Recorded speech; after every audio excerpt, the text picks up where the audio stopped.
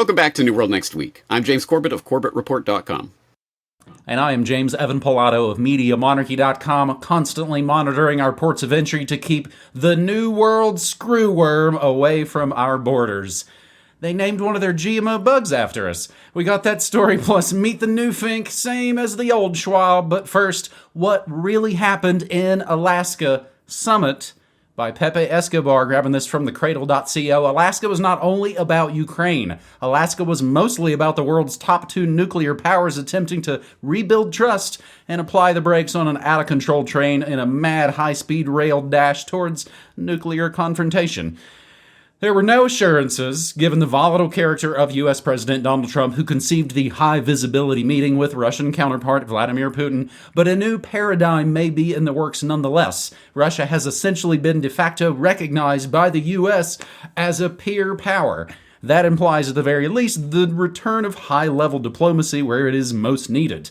Meanwhile, Europe dispatching their lineup of impotent leaders to Washington to kowtow in front of the emperor. The EU's destiny is sealed into the dustbin of geopolitical irrelevance. What has been jointly decided by Trump personally and Putin, even before Moscow proposed charged with meaning Alaska as the summit venue, remains secret.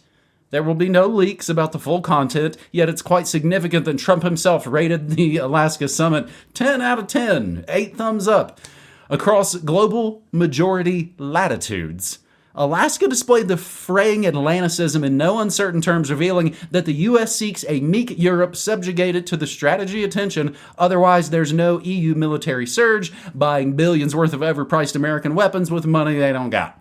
At the same time, despite covetous U.S. oligarchic private designs on Russian business, what Washington's puppet masters truly want is to break up the Eurasian integration, and by implication, every multilateral organization you've only really ever heard about here on New World Next Week, the BRICS, SCO, Shanghai Cooperation Organization, driven to design a new multi-nodal world order. Of course, a NATO surrender, even as it is being strategically defeated all across the spectrum, remains anathema. Trump at best is applying lipstick to the pig, trying to craft, with trademark fanfare, what could be sold as a deep state exit strategy towards the next forever war. Putin, the Russian Security Council, the BRICS, and the global majority, for that matter, harbor no illusions.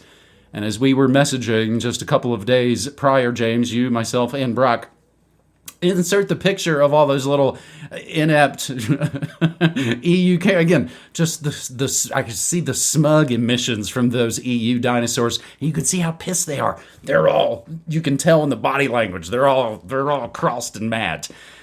In other news, Ukraine turns front lines into testbed for foreign military tech, draws 45 potential collaborators, which is the term used for world wars, and Trump says he's willing to support European troops in Ukraine by air as part of potential security guarantee.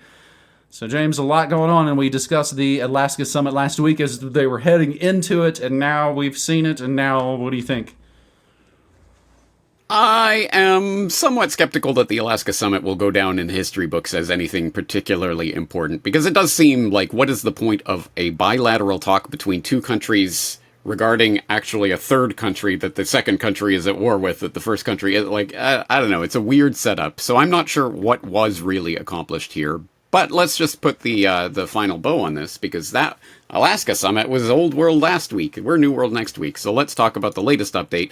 Lavrov, as in Russian Foreign Minister Sergei Lavrov, says talks about security guarantees for Ukraine must include Russia, which seems like a basic sort of thing, but it alludes to what you were talking about there with Trump.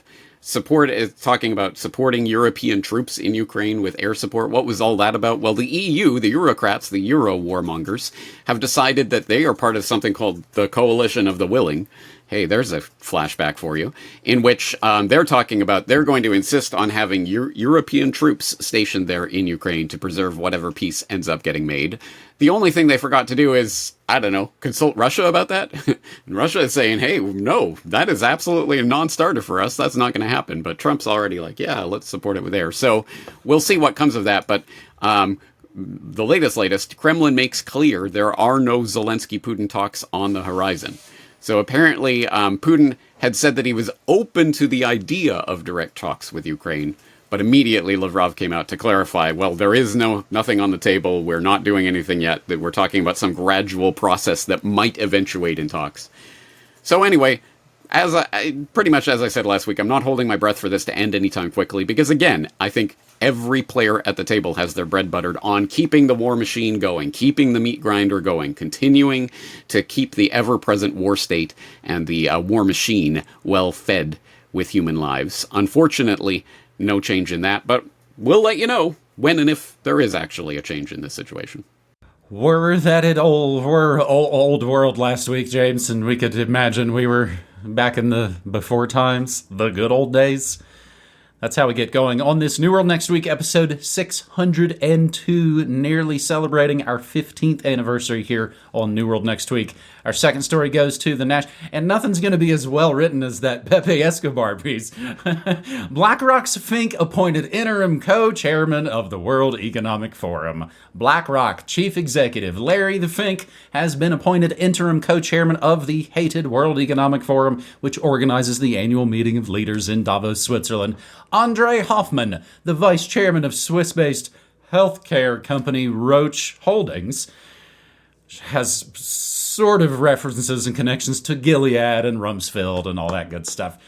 Will also be interim co-chairman of the WEF, according to an announcement last Friday. The world is more fragmented and complex than ever, but the need for a platform that brings together business, government, and civil society has never been greater, Mr. Fink and Mr. Hoffman said at the same time in a joint statement. We remain optimistic. The forum has an opportunity to help drive international collaboration in a way that not only generates prosperity, but distributes it more broadly. This renewed vision can promote open markets and national priorities side by side while advancing the interest of workers and stakeholders globally, they said, using every buzzword and corporate written press release. Both Mr. Fink and Hoffman have been serving on the WEF's board before being appointed to the current position. The latest announcement comes as global economy feels the impact of geopolitical matters and the rise in protectionism fostered by the introduction of U.S. tariffs.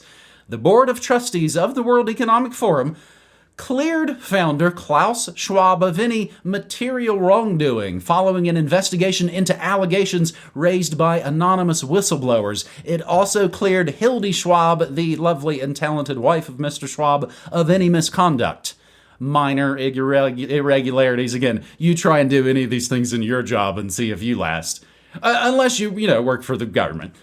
Minor irregularities stemming from blurred lines between personal contributions and forum operations reflect deep commitment rather than any intent of misconduct. We had so much money we were spreading around to make money angels, it got a little mixed up. The board has taken action to address all issues identified throughout the investigation, including strengthening the governance in general. Which is funny, James, because when I went to search up allegations of whistleblowers at the World Economic Forum, I landed on Wikipedia, allegations of employer misconduct and harassment at WEF. On June 29th, 2024, the Wall Street Journal published an article stating that WEF founder Klaus Schwab is accused by former WEF employees of having engaged in 2 instances of sexual harassment. More disgusting images in your mind you might not be able to conjure. Remember, though, they don't care if you know they're Epstein rapists. They care if you find out how robbed blind you are. Board of Trustees of the World Economic Forum concluded comprehensive investigation of allegations raised by anonymous whistleblowers. That's the press release from weforum.org and the statement from Fink and Hoffman, interim co-chairs of the World Economic Forum. James, it's kind of like the new Prime Minister of Canada. What? Banksters are running giant important world outlets? Tell me more. Yeah, I guess the surprising thing would be if it wasn't a critter like Larry Fink, who was selected to replace Klaus Schwab. Yes, okay, so for people who don't know about Larry Fink and who he is and what he represents, boy, have I got a documentary for you. It's called How BlackRock Conquered the World, so I'll throw that in the show notes if people need to get caught up to speed on BlackRock and on Larry Fink and what kind of, Fink is now in charge of the World Economic Forum. I do not have a deep dive on Andre Hoffman. I have not done a deep dive research into this character yet, but maybe one is in order. But At any rate, just looking at the bio, yeah, a vice president of a pharmaceutical company does seem to tick the right boxes for the World Economic Forum. Very on brand, as they say. So, I guess we'll see how things proceed from here. I would just say that exactly as I said for the last several years, with Klaus Schwab, he was always just a carnival barker, barking for his particular rebranding of the same old New World Order. It's the same stuff. That's just, let's stick a different name on it. It's the Fourth Industrial Revolution. It's the Great Reset. Whatever. And, well, now Schwab has been removed from the stage play, but they're just replacing him with some other serviceable puppets who will move in the same direction, no doubt. Prove me wrong. I'm holding my breath, waiting for that. Having said that, yeah, for people who didn't follow the Schwab sexual harassment / money, whatever, shenanigans story, that was interesting, and some things came out. In case you ever wanted to know what kind of game Klaus Schwab has, you should read some of the emails he was apparently sending to some of the poor victims / assistants in the World Economic Forum bureaucracy. Can you feel that I am thinking about you, etc.? Literal quote from one of his emails. So, yeah, try to remove that from your memory banks. And meanwhile, the World Economic Forum will continue doing what it does. But I'd like to think that the WEF's moment has passed. And I would like to think that it is not, I mean, even to the extent that it was ever calling any shots. I don't think it ever really was calling the shots of the New World Order, but it was an effective rebrand, and people paid attention to it. People noticed it back during the Great Reset days. But who even notices the World Economic Forum anymore? Maybe we're giving it too much credit by even covering it here. But anyway, hopefully, this is the sort of the final nail in the coffin of the World Economic Forum. May it rest in pieces. And not as much interest or attention in Bilderberg or Bohemian Grove this year. I mean, that's the thing. With the coming of Trump, we're throwing out the old forms of the deep state and creating great new forms of the deep state with newer, hipper language. Again, you got to update your phraseology. Rockefeller, Kissinger, Schwab, Fink. Yeah, I mean, it continues to roll on. If I thought I could grab it quickly enough, somebody did gift me big, almost like the big art book size books that are usually pretty expensive, is the whole story of Klaus Schwab on the World Economic Forum. I believe he is the author listed on the book.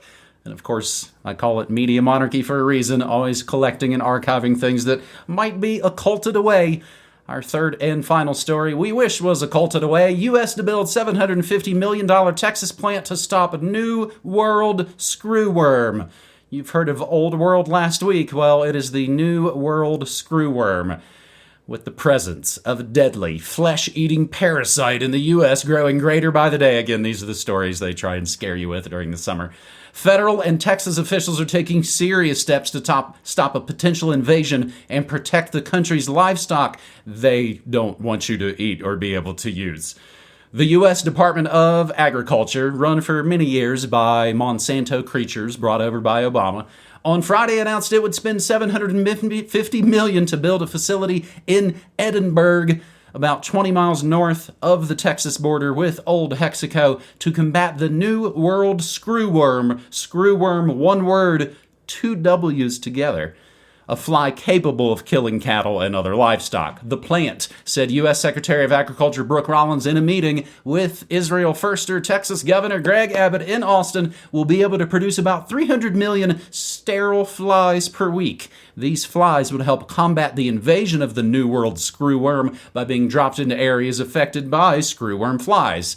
The USDA also announced it'll provide up to $100 million investment towards developing technologies and innovations aimed at accelerating the pace of sterile fly production.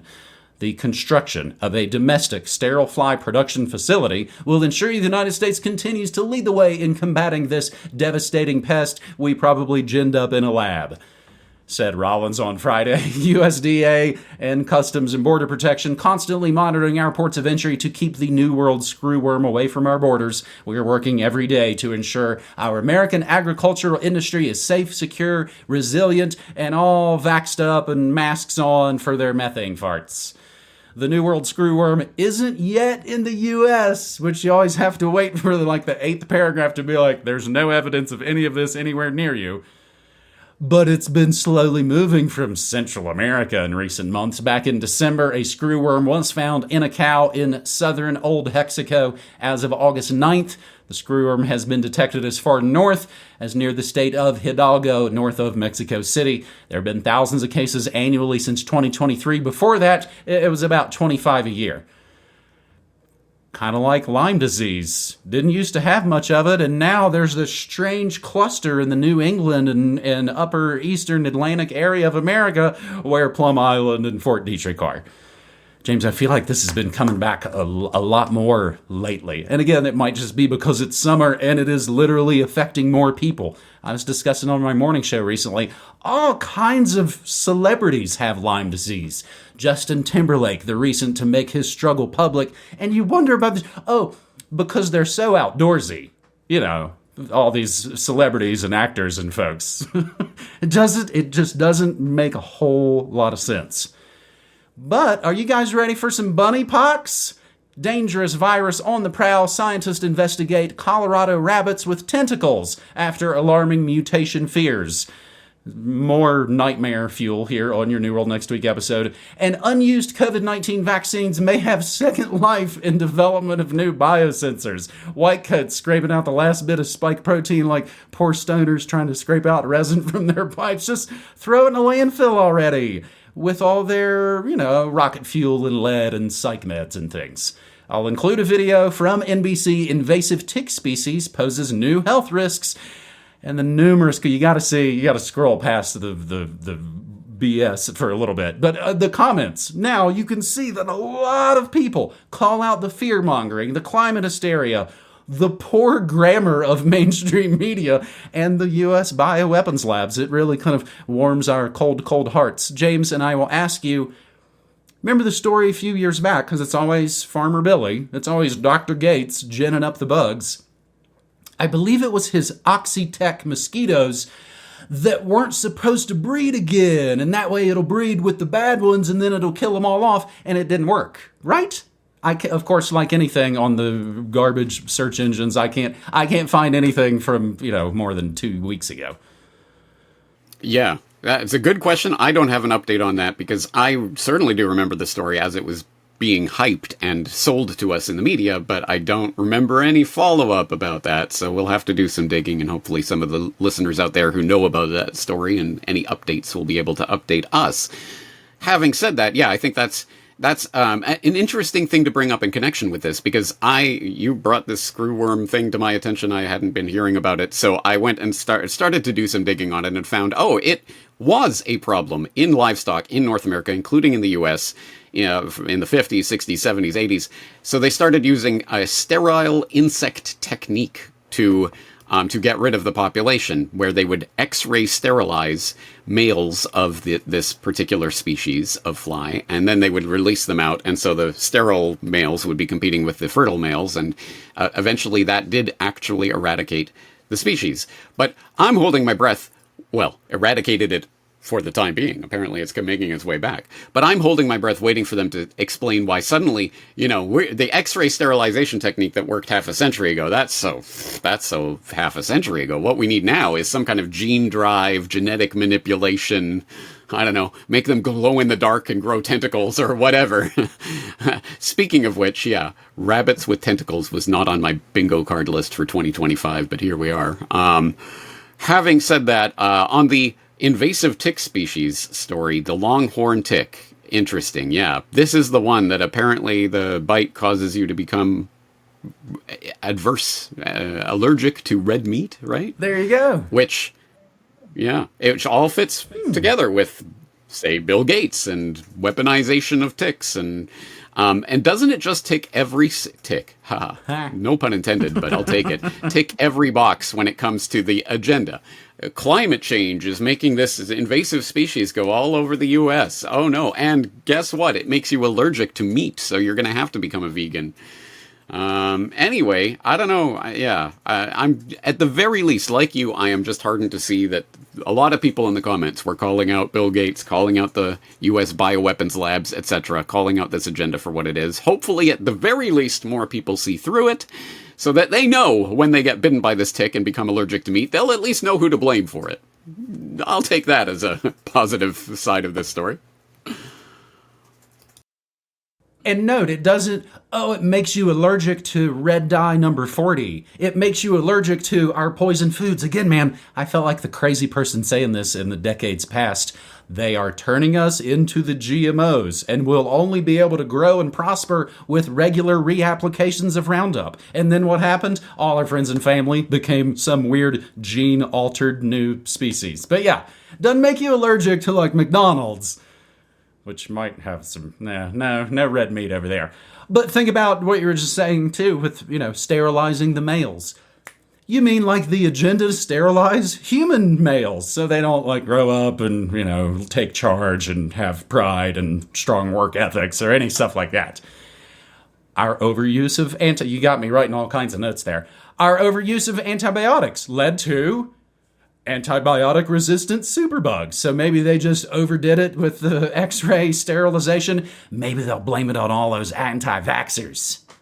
So yeah, no overarching plans and agendas. It just happens to all work out this way somehow, amazingly, says the coincidence theorists.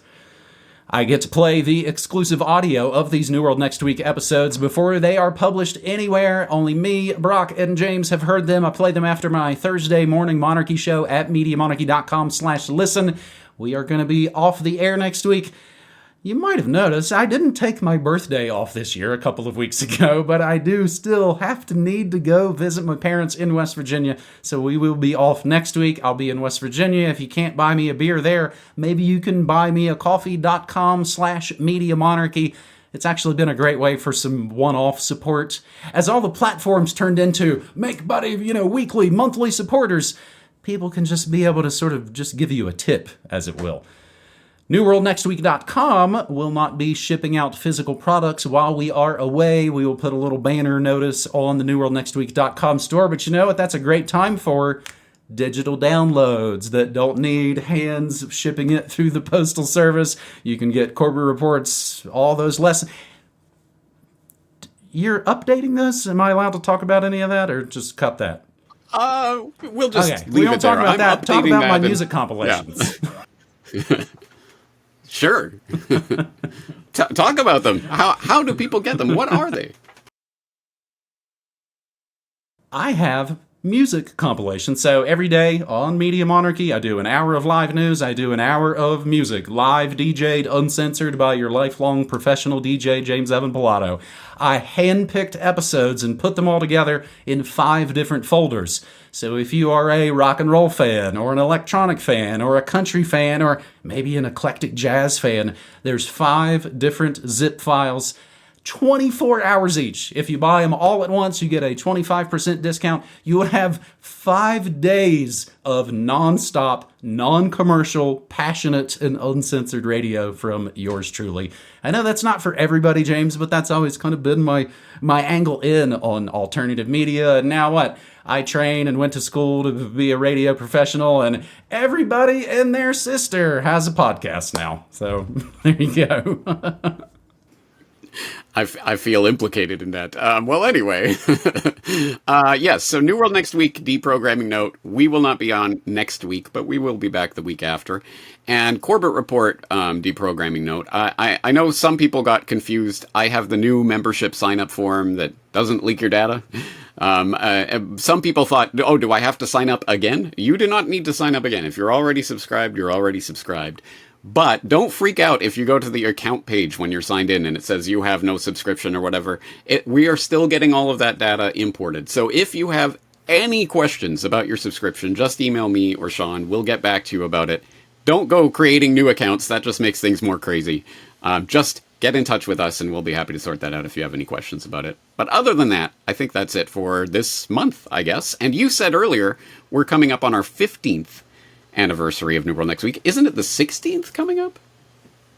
You're absolutely right. We started October 2009. It'll be our 16th anniversary. Hey, time flies when you're ahead of the pack.